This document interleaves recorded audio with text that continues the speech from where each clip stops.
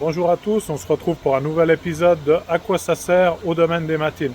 Aujourd'hui, je vais vous parler en fait d'irrigation et de racines. Donc là, on est à peu près un petit mois après la plantation. Et si vous vous souvenez, à la plantation, ici sous le cube de la plante, on avait un petit mouchoir bleu. Et en fait, ce mouchoir, il servait à quoi? C'est pour que la plante, en fait, que les racines ne puissent pas se développer trop vite. Parce qu'ici, on est sur une culture sur substrat, on travaille avec la laine de roche.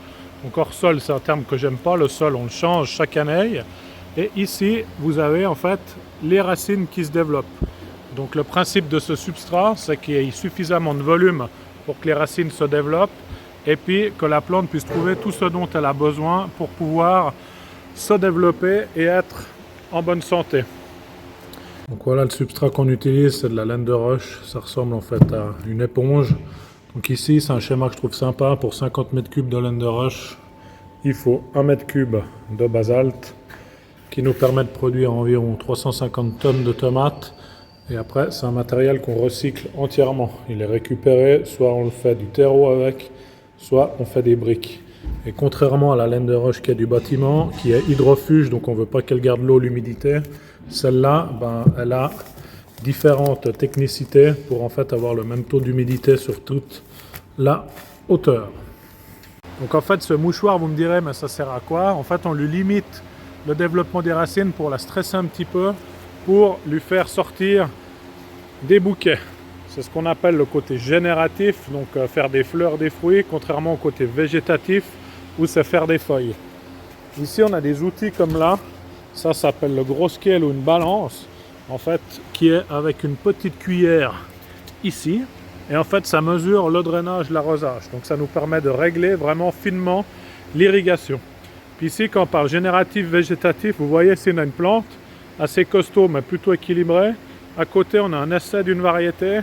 Alors là, c'est un bonsaï, hein, c'est dur. On n'a pas de fleurs, elle est toute grosse, toute chignotée. Encore une autre variété. Encore une autre. Donc pourquoi je vous montre ça? Le but c'est de comprendre qu'en fait que chaque variété a ses propres besoins en irrigation, en température, en nutriments ou je ne sais quoi. Et forcément ça va dépendre. Là ici on est sur une tomate grappe par exemple, donc ce sera plutôt des tomates de gros calibre.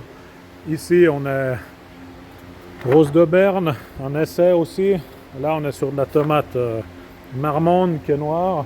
Et puis, je vais vous en trouver une petite. Ici, on était avant, on est sur une tomate petit fruit.